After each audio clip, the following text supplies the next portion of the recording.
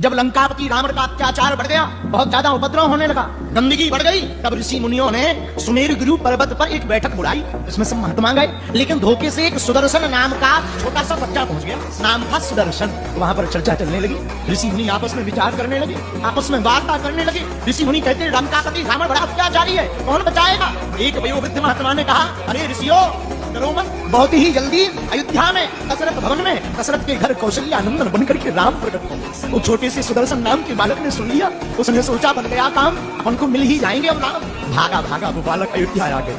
अयोध्या में गलियों में गुजारा करने लगा, कभी संतों के पीछे भागे, कभी सरजू जी में डुबकी लगावे, कभी सीताराम गुण गावे, कभी कहे हे रघुनाथ मरने के पहले प्रकट हो जाना, मरने के पहले अवतार ले लेना ताकि हमको दर्शन हो जाए। वहीं सरयू के किनारे एक झोपड़ी बना ली सुदर्शन ने, बालक था नन्हा सा। धीरे से पता लगा दशरथ जी का विवाह हो गया, कौशल्या सुमित्रा कैकेयी नाम की रानियां आ गई। अब तो ये और उत्साहित हो गया कि अब प्रभु आने ही वाले, लेकिन तब तक इसकी अवस्था युवान हो गई। इंतजार करते करते रोते रोते इसकी आंखों का पानी सूख गया, शरीर वृद्ध होने लगा, केस सफेद हो गए। जब बुढ़ापा आ गया तो कोई संतान नहीं हुई, ये रोज पता करता क्या महाराज को बेटा हुआ? लोग कहते थे बड़ा बाबरा है, हो जाएगा पता लगेगा। बेचारा रोता हुआ रहने लगा, आंखों में आंसू भर के कहता हे राम हे प्रभु अब तो प्रकट हो जाओ। धीरे धीरे कब इसका बुढ़ापा आ गया पता नहीं लगा, लेकिन बुढ़ापे में ही 9वीं तिथि के दिन चैत्र के महीना में शुक्ल पक्ष में अभिजीत मुहूर्त में दशरथ जी के यहाँ पर जब श्रृंगी ऋषि ने यज्ञ किया, उसी समय प्रभु श्री राम 4 रूपों में प्रकट हो गए। लेकिन क्या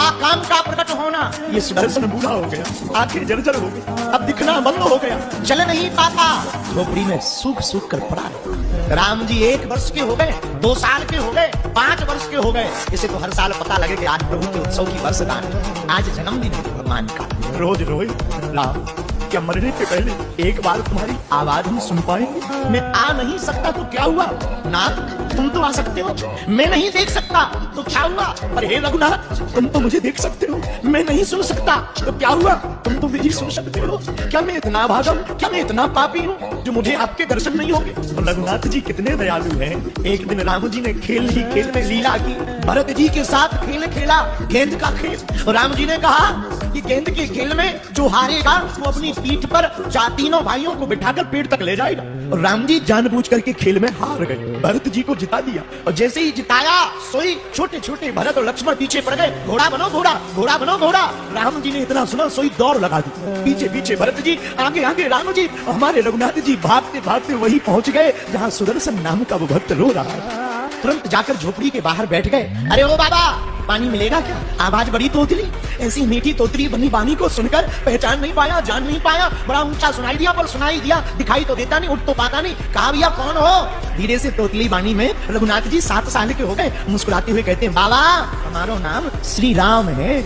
जहाँ इतना कहा बाबा ने गोद में ले लिया, सिर पर हाथ फैलाने लगा। राम रघुनाथ तुम पहले ना आ जाते, हमें देखने मिल जाते। अब आंखें फूट गई, अब तुम कैसे होगे पता नहीं, पर बाणी बड़ी प्यारी है, चलो छूने को ही मिल गई यही बहुत है। और जिसे रघुनंदन स्पर्श कर ले, जिसे राम स्पर्श कर ले।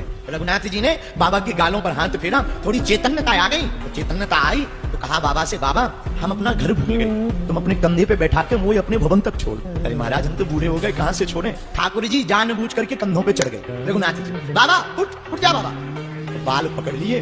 बाबा बेचारा भूखा प्यासा, किसने जाना? भैया महात्माओं को और भक्तों को सब नहीं पहचान पाते। ना ना ना, इन बिगड़े दिमागों में भरे अमृत के लच्छे हैं। अरे हमें पागल ही रहने दो, हम पागल ही अच्छे हैं।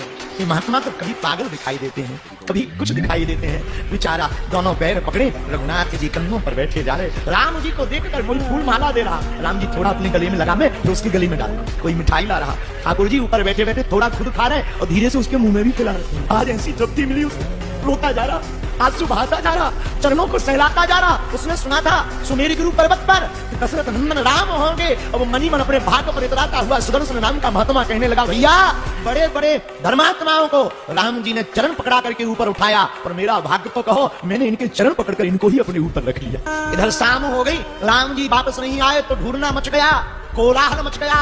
कौशल्या माँ कहने लगी बताओ राम जी कहाँ गए? भरत और शत्रुघ्न कहने लगे दौड़ लगा करके गए पता नहीं। तब तक एक वयोवृद्ध अपने कंधे पर राम जी को बैठाए दशरथ भवन में प्रवेश करता। दशरथ जी भागे भागे जाते, राम जी झटका देते, दूर हटो, हमारी गाड़ी तो भवन में जाएगी सीधे, यहाँ लैंड नहीं होगी, यहाँ नहीं हम उतरेंगे, दूर हट जाओ। दशरथ जी बेचारे पीछे पीछे राम जी भीतर तक ले गए। अंदर जाकर माँ की गोद में उतरे और कहा, माँ आज हम गुम जाते, अगर ये नहीं मिलते तो हमारा पता नहीं, हम तो भूल ही गए थे करिए। माँ ने कहा, लाला जिसने तुझे घर दिया है अब सदा ये अपने पास रहेगा, इसको मैं घर दूंगा। अब तो सुदर्शन के भाग्य खुल गए। एक दिन भगवान सुदर्शन के दोनों नेत्रों पर हाथ लगा दिया और नेत्रों में तेज गति के साथ रोशनी की चमक छा गई, दृष्टि आ गई। सुदर्शन की दृष्टि आई, सृष्टि बदल गई और सामने सुदर्शन ने रघुनाथ के दर्शन कर लिए।